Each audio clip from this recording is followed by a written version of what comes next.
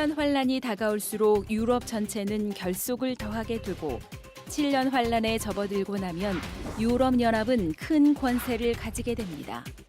2016년 9월 경북 경주에서 발생한 규모 5.8의 지진은 1978년 지진 관측을 시작한 후에 한반도에서 발생한 역대 최대 규모의 지진입니다.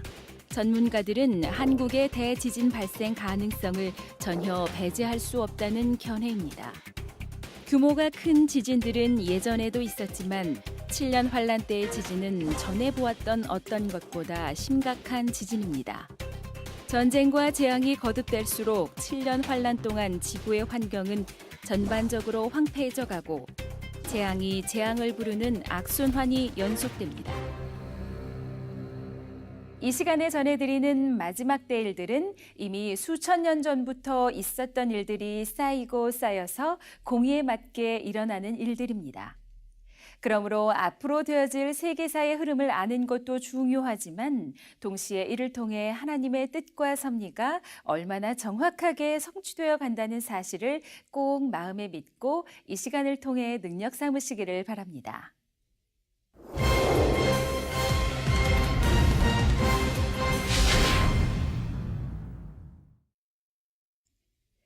지난 시간에 첫째, 둘째, 셋째인을 뗄 때 나타나는 일들까지 알아보았습니다.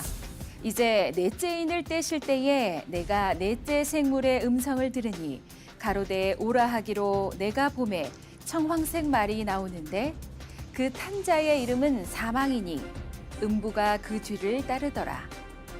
저희가 땅 4분의 1의 권세를 얻어 검과 흉년과 사망과 땅의 짐승으로서 죽이더라.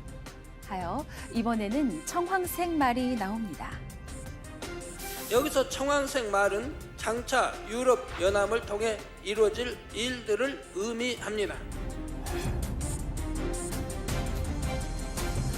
이 청황색 말 탄자의 이름이 사망이요 음부가 그 뒤를 따르더라 했으니 이는 곧 어둠의 주관자요 적 그리스도를 말하지요. 예전에 예언 설교를 통해 설명한 대로 앞으로 세계사의 흐름은 세계의 큰 세력이 세 개의 큰 세력이 힘을 다투는 3파전의 양상을 띠게 된다 했습니다.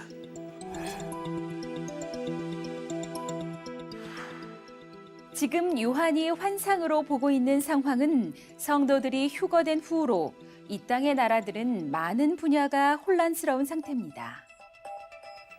이런 혼란스러운 상황 속에서 3파전의 양상 속에 각 세력들은 각자 어지러운 분위기를 진압하고 자신들의 입지를 다지기 위해 더욱 노력하게 되지요. 그 중에서도 특히 유럽연합은 점점 그 세력이 강해지며 3파전의 양상 속에서도 가장 우위에 서게 되면서 적 그리스도의 조정을 받게 되는 것입니다. 물론 지금은 유럽연합이 그리 쉽게 하나 되는 것처럼 보이지는 않습니다. 각국의 이해관계가 얽히면서 진전되는 것 같다가도 다시 지체되기를 반복하여 아직은 세계의 흐름 가운데 주도적인 힘을 행사하는 것이 아니죠. 그러나 7년 환란이 다가올수록 유럽 전체가 결속을 더하게 되며 넷째인을 떼실 즈음 곧 7년 환란에 접어들고 나면 저희가 땅 4분의 1의 권세를 얻는다 할 정도로 큰 권세를 가지게 됩니다.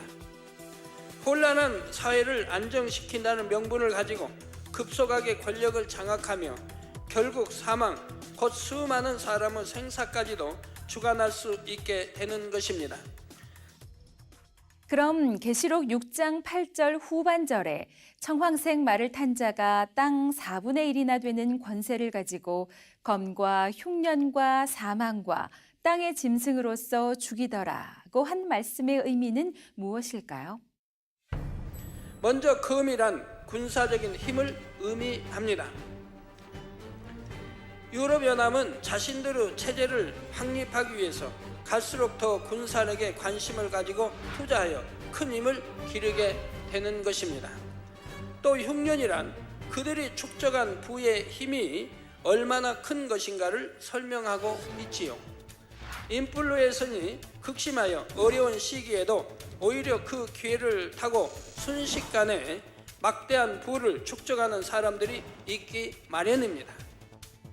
이런 것처럼 7년 환란 때 비록 곳곳에 기근으로 힘이 들고 인플루엔서니 기승을 부린다 해도 유럽연합은 오히려 기회를 타서 착취를 하고 거대한 부를 축적하게 됩니다. 그래서 이런 군사력과 부를 바탕으로 세계 큰 지배력을 행사하게 되지요. 이어서 사망과 땅의 짐승으로 죽인다는 것은 어떤 의미일까요? 또한 사망과 땅의 짐승으로 죽인다는 것은 그들의 체제 안에 복속되지 않는 이들에게 여러 가지 제재와 사망에 이르기까지 압력이 가해지는 것을 의미합니다. 땅의 짐승이라는 것은 컴퓨터를 말합니다. 유럽연합은 컴퓨터를 이용하여 자신들의 체제를 구축해 가게 되는데 컴퓨터에 모든 사람들의 정보를 입력하여 이를 가지고 일일이 감시 통제하는 것입니다. 모든 사람을 이 통제하에 들어오게 하기 위해 오른손이나 이마에 짐승의 표 곧 바코드를 받게 하는데 처음부터 강제성을 크게 띠지는 않습니다. 7년 환란 후 중반까지는 이 체제를 확립해 나가는 시기이므로 적극 권장하는 정도에 그치게 되지요. 그러나 모든 체제가 안정적으로 갖춰지고 7년 환란 후 중반이 넘어서면서부터는 모든 사람들에게 표를 받도록 강요하며 거부하는 것을 용납하지 않게 되지요. 표를 받지 않은 사람은 반사회적이며 그들이 추구하는 사회 안정을 반대하는 불순자로 낙인이 찍히게 되는 것입니다. 그러므로 이때가 되면 표를 받지 않으려는 사람들의 순교도 본격적으로 시작되는 것이고요. 그러면 왜 7년 환란 때는 이런 핍박을 통해서만이 구원을 받을 수 있는 것일까요? 그러나 이때는 구원받을 믿음이 있다고 증명하기가 쉽지 않습니다. 이미 휴거를 통해서 하나님의 말씀이 사실이었다는 것이 너무나 명백하게 드러난 상황이지요.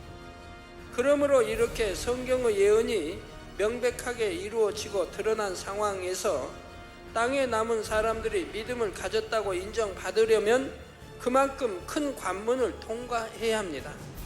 이때 원수마귀의 입장에서는 적그리스도의 세력을 주관하여 어찌하든 한 영혼이라도 더 멸망으로 끌고 가려고 합니다.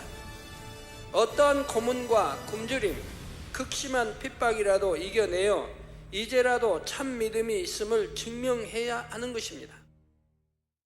이제 계시록 6장 9절에 다섯째 인을 떼실 때에 내가 보니 하나님의 말씀과 저희의 가진 증거를 인하여 죽임을 당한 영혼들이 제단 아래 있어 라고 말씀하십니다. 제단 아래 있는 죽임을 당한 영혼들이란 누구를 말하는 것일까요? 7년 환란이 시작되면서부터 전쟁이나 자연재해 등으로 죽는 사람들이 많지만 오늘 본문에서는 그런 사람들을 말하는 것이 아니며 바로 믿음을 지키기 위해 순교한 사람들을 말합니다. 이들은 참 믿음을 갖지 못했기에 주님께서 재림하셨을 때 휴거되지 못하고 7년 환란 중에 떨어진 영혼들입니다.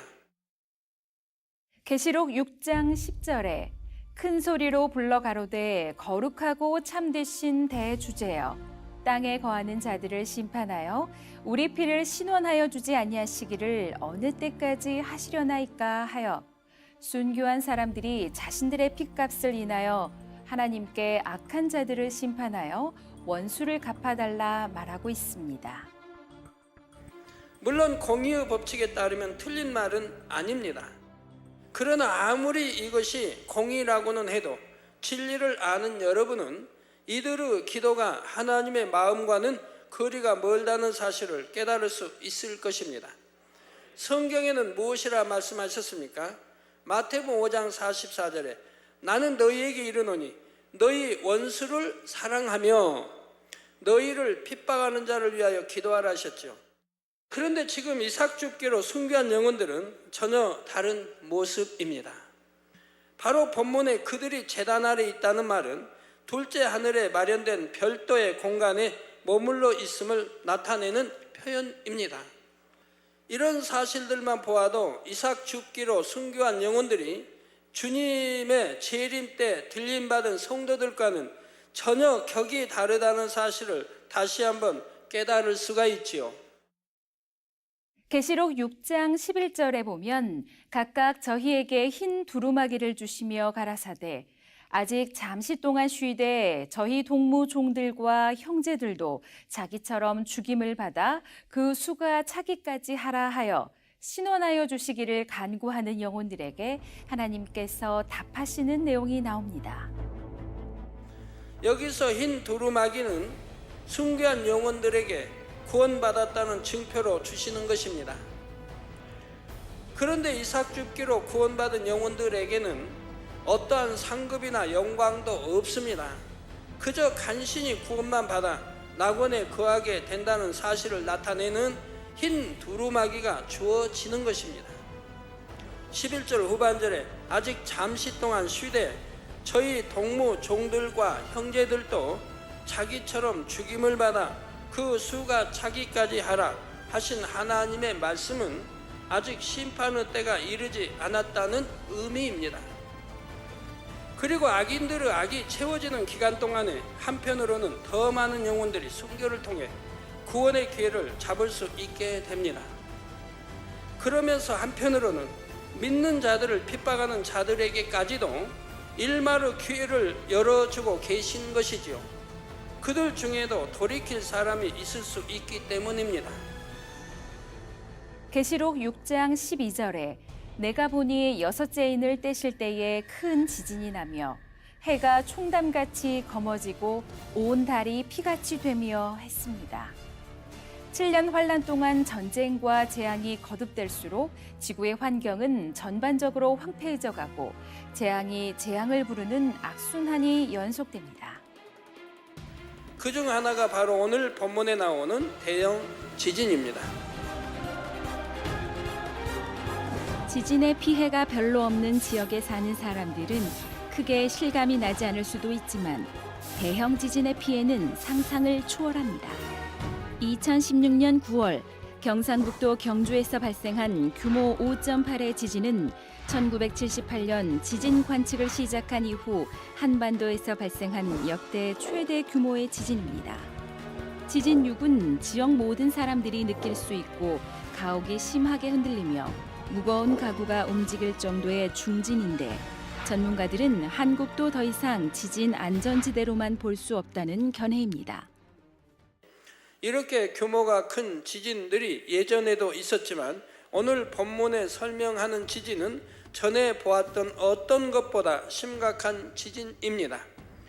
원래부터 지진이 빈번하게 일어나던 지역은 물론 지진의 가능성이 조금이라도 있는 지역 대부분이 큰 영향을 받을 정도의 엄청난 지진이지요. 지진의 직접적인 피해로 인해 죽고 다치는 사람도 많지만 그 외에도 여러 가지 피해가 따릅니다.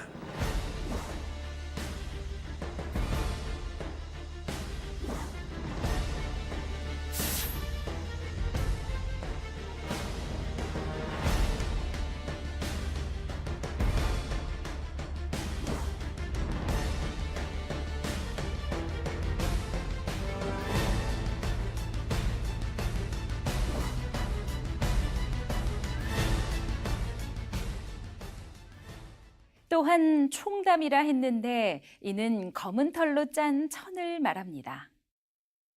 해가 총담같이 검어지고 달이 피같이 붉어진다는 것은 대기가 심히도 오염된 상황을 의미하지요. 이런 것처럼 7년 환란 때도 전쟁이나 지진으로 인해 곳곳에 피해가 일어나고 화산 폭발로 엄청난 화산재가 쏟아져 나오면서 온 세계가 화염에 휩싸이고 하늘은 화산재와 오염물질로 채워지게 됩니다. 그 결과 대기가 크게 오염되면서 해가 어두워지고 달이 핏빛으로 물든 것처럼 보이게 된다는 말입니다. 다음으로 계시록 6장 13절에 하늘의 별들이 무화과 나무가 대풍에 흔들려 선 과실이 떨어지는 것 같이 땅에 떨어진다 하신 말씀은 어떤 의미일까요? 실제로 하늘의 별이 땅에 떨어진다는 뜻이 아닙니다.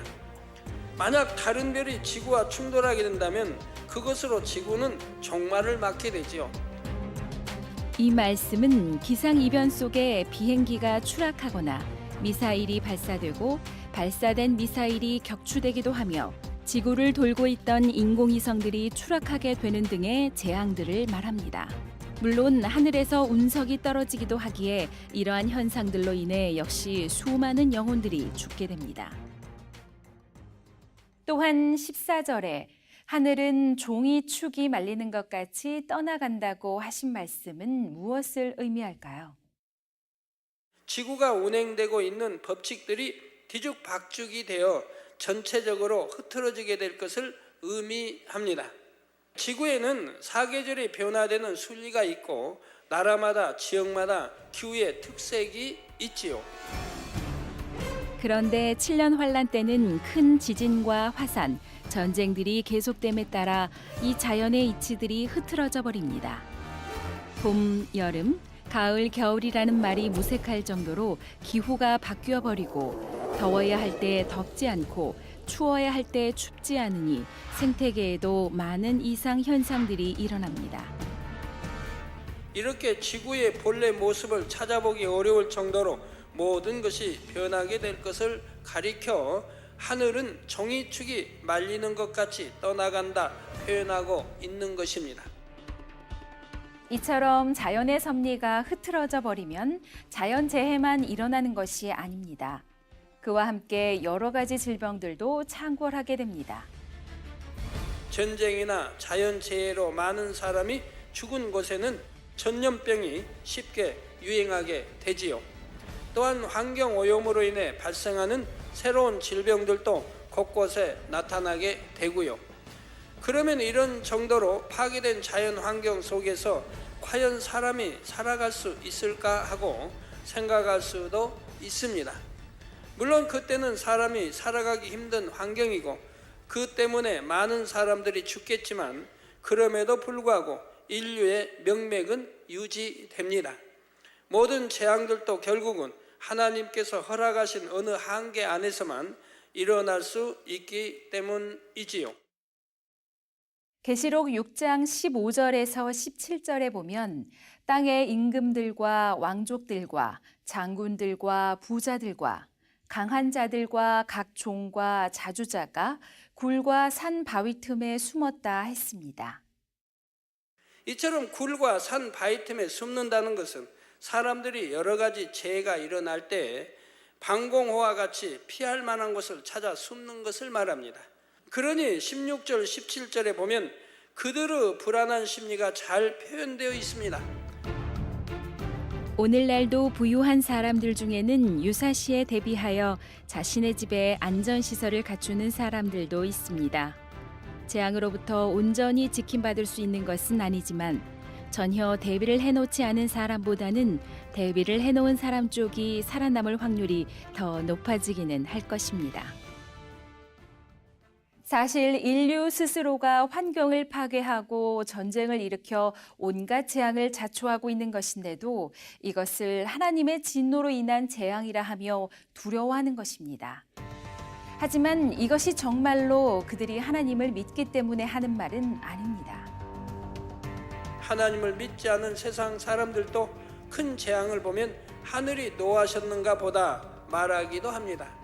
그런 가운데 재앙의 강도가 심할 때는 사람들이 너무나 두려워하고 위축되다가도 강도가 좀 덜해질 때는 다시 두려움을 잊고 예전처럼 자기 유익들을 쫓아 살아갑니다.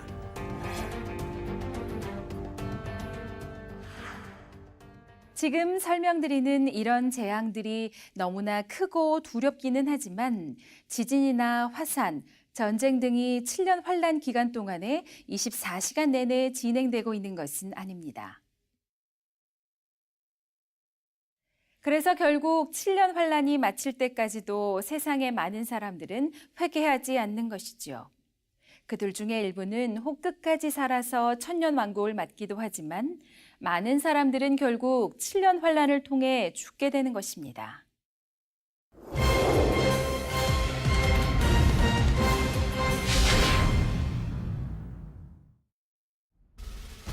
지금도 영적인 잠을 자다가 참혹한 재앙 속으로 떨어질 영혼들이 있기에 이 말씀을 듣고 아는 모든 분들은 어찌하든 이들을 깨워야 할 것입니다.